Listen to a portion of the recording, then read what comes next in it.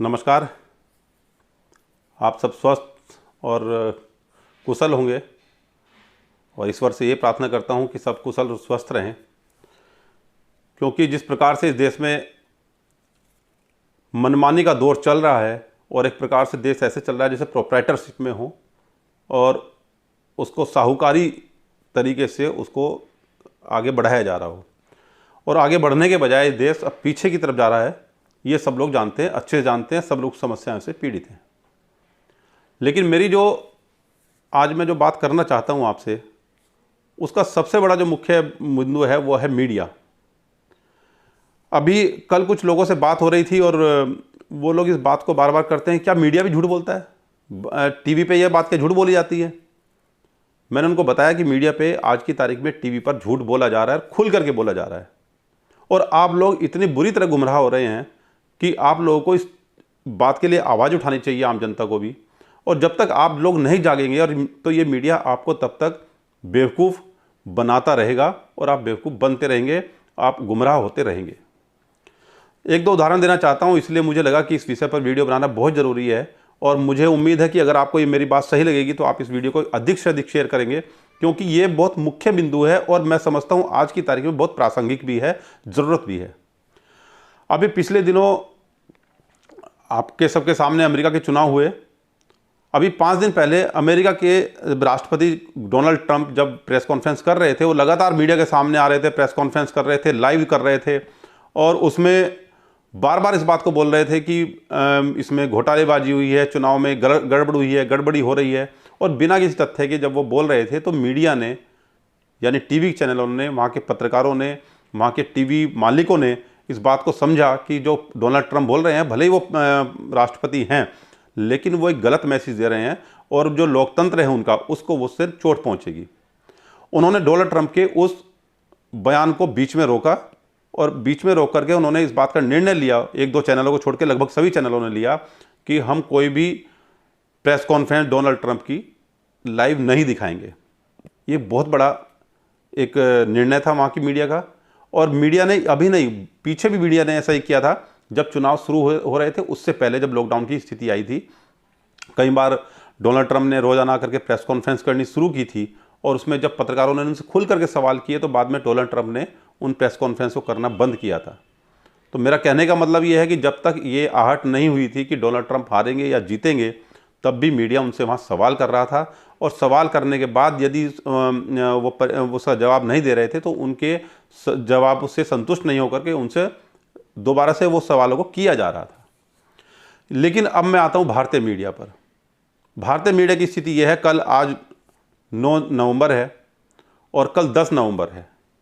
सबसे बड़ा उदाहरण आपके सामने, एक सीधा सीधा उदाहरण है जिसको आपको समझना चाहिए और ये समझना चाहिए कि मीडिया आपको किस प्रकार से बेवकूफ़ बना रहा है, आपसे पैसे भी ले रहा है और आपको गलत सूचनाएं भी दे रहा है और गलत तरीके से आपको उलझा के रखा हुआ है, जिससे कि आप उसके जाल में उलझे रहें और आपको खुद समझ नहीं आता कि सही क्या है, गलत क्या है। बिहार का चुनाव हुआ है, अंतिम चरण का चुनाव 7 तारीख को निपट गया और कल उसका निर्णय आना है 10 नवंबर को। मेरा कहना यह है कि जब चुनाव के चरण चल रहे थे, उस समय के पहले तक टीवी चैनल और चुनाव के बीच में भी बार बार ये दिखा रहा था कि एनडीए जीत रहा है, एनडीए जीत रहा है। मैं हार जीत पे नहीं जा रहा हूँ, इसमें एनडीए जीते या तेजस्वी जीते, गठबंधन जीते, मैं उस विषय पर नहीं जा रहा हूँ। मैं सिर्फ इस विषय पर आपको लाना चाहता हूँ। इस बात को आपको ध्यान रखना होगा कि मीडिया आपके साथ क्या कर रहा है। सिर्फ इस बात को आप अपने मानस में, अपने मस्तिष्क में रखें, अपने दिमाग में रखें कि मीडिया आपको किस प्रकार से झूठ बोल करके आपको गुमराह कर रहा है और आप भूल जाते हैं, नया गेम आता है, नई खेल आता है, आप उस खेल में उलझ जाते हैं और पुरानी बातें भूल जाते हैं कि मीडिया ने आपसे क्या कहा था। मैं सिर्फ आपको यह बताना चाहता हूं कि जब 7 तारीख से पहले जो भी सर्वे या जो भी गणनाएं टीवी चैनल आपको दिखा रहे थे, अधिकांश, लगभग अधिकांश, 1-2 चैनल को छोड़ दीजिए, तो वो एनडीए की जीत दिखा रहे थे 7 तारीख से पहले तक। 7 तारीख को अचानक ऐसा क्या हुआ कि 7 तारीख की शाम को जब सभी चैनलों ने अपने वो रिजल्ट के जो रुझान दिखाए, जो आने वाले एग्जिट पोल दिखाए, वो उसमें उन्होंने महागठबंधन को जिताना शुरू कर दिया और गठबंधन को कुछ लोग तो 120 और कुछ लोग तो 180 तक पहुंच गए, जो गठबंधन तेजस्वी यादव की सीटें आ रही हैं। मैं इस विषय पर अभी भी आपको दोबारा कहता हूं, मुझे इससे मतलब नहीं है कि इसमें बीजेपी की 200 सीटें आ जाएं या 200 सीटें तेजस्वी यादव की आ जाएं, उससे मुझे मतलब नहीं है। मतलब सिर्फ ये कहना चाहता हूं 7 तारीख से पहले मीडिया आपसे झूठ बोल रहा था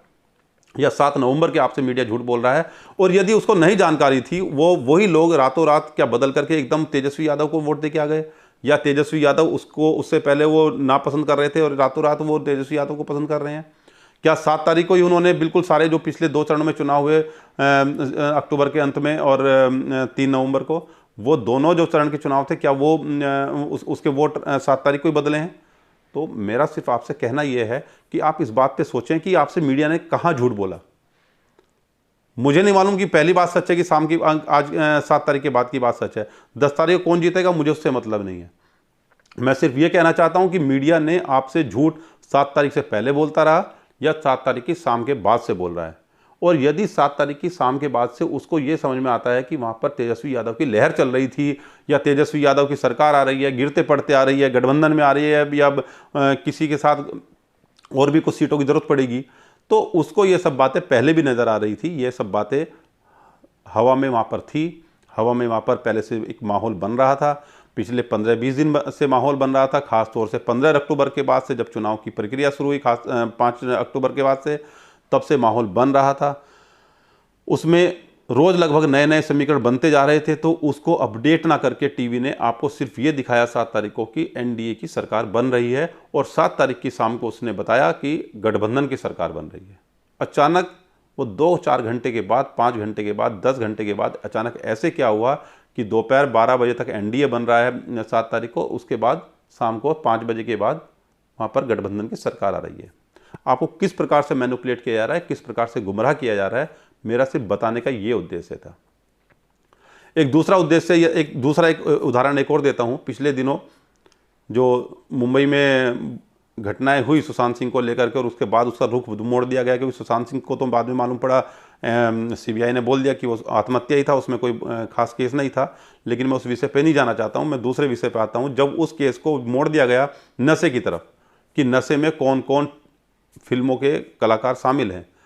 उसमें कुछ लोगों के, कुछ हीरो हीरोइन के व्हाट्सएप चैटिंग उसमें सार्वजनिक की गई चैनलों पर, और बाद में एनसीबी जो नारकोटिक्स डिपार्टमेंट है और बाकी जो अधिकारी है, उन्होंने कहा कि हमने तो ये जारी नहीं की। और उन्होंने जो फिल्मी कलाकार थे, उन्होंने कहा कि ये जो चैटिंग है ये हमारी चैटिंग नहीं है, कहाँ से ली गई है, हमें इसकी जानकारी दी जाए। जब कोई चैटिंग किसी भी माध्यम से प्राप्त की जाती है, तो उसमें पुलिस के अधिकारियों की सहभागिता होती है, वो लोग जारी कर सकते हैं। वो जिस प्रकार से वहाँ पे दिखाई गई, वो पहली बात तो वो अवैध है, गैर कानूनी है। दूसरी बात, वो कहाँ से आई और वो वास्तविक थी या नहीं थी, जब उस पर सवाल खड़े किए गए, ये कहाँ की चैटिंग है, किसकी चैटिंग है, ये आपने कहाँ से ली है, तो उस खबर को टीवी से गायब कर दिया गया।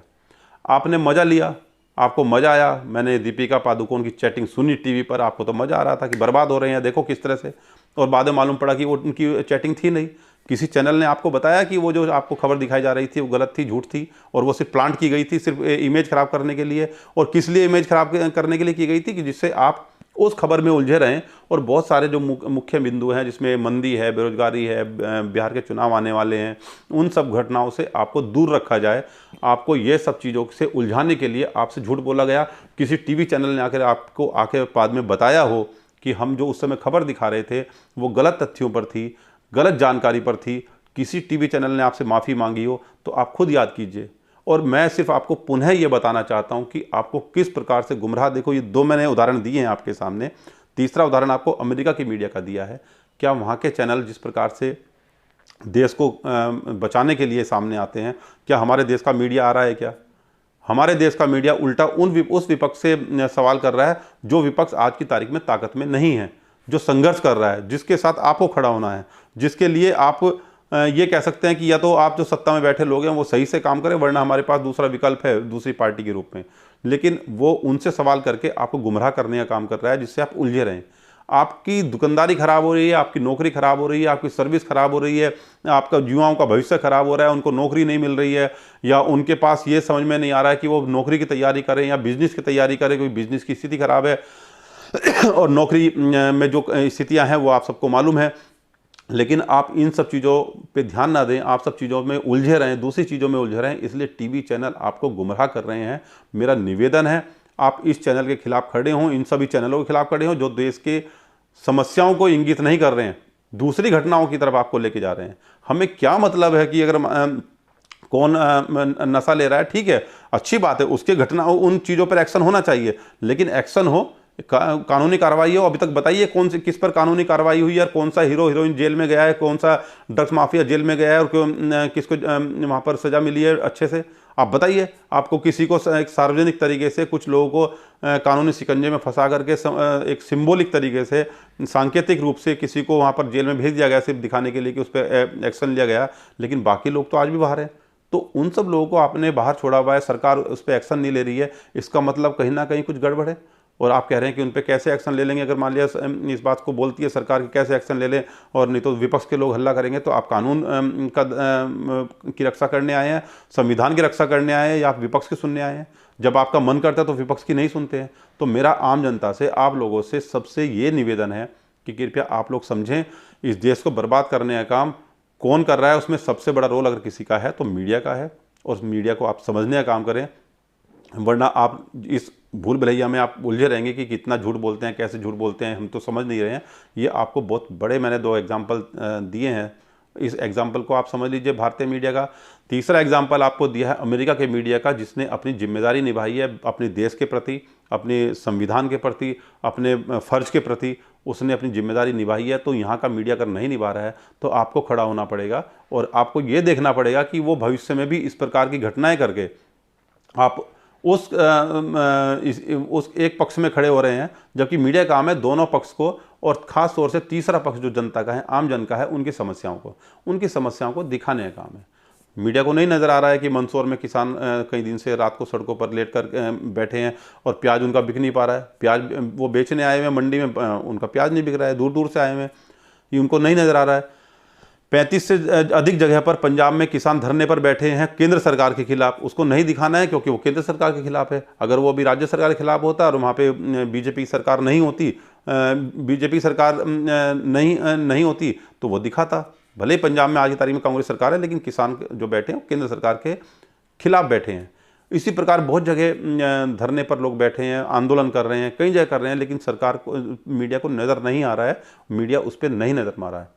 नहीं कर रहा है। तो आपको सामने आना पड़ेगा कहीं ना कहीं, किसी ना किसी माध्यम से, सोशल मीडिया के माध्यम से, या टीवी चैनलों का बहिष्कार करके, उनको ना देख करके, अपने आप को उससे दूर रख करके, अपना मानसिक स्थिति को संतुलित करने के लिए, अपनी सोच को डेवलप करने के लिए, उसका विकास करने के लिए आपको सामने आना पड़ेगा, वरना ये मीडिया आपको भी बर्बाद करेगा और आपके साथ साथ देश बर्बाद हो जाएगा। तो मेरा निवेदन है, इस मीडिया से बचने का काम करें। सबसे बड़ा देश का दुश्मन यदि कोई है तो आज का ये मीडिया है, ये टीवी चैनल है जो एक पक्षीय खबर दिखा रहे हैं, और उसको आपको पहचानने की आवश्यकता है। मैं पुनः आपसे निवेदन करता हूं कि यदि आपको मेरी ये बात सही लग रही है तो आप इस वीडियो को अधिक से अधिक जरूर शेयर करेंगे। सब्सक्राइब करना अगर आपको याद रहे तो कर लीजिए, लेकिन शेयर जरूर कर दीजिए। अगर आपको मेरी ये बात याद करती है, नीचे कमेंट में जरूर बताइए कि आप मीडिया को कितना दोषी मानते हैं देश बर्बाद करने के लिए। इसी के साथ मैं आपको पुनः दिवाली की शुभकामनाएं देते हुए एडवांस में जय हिंद, जय भारत।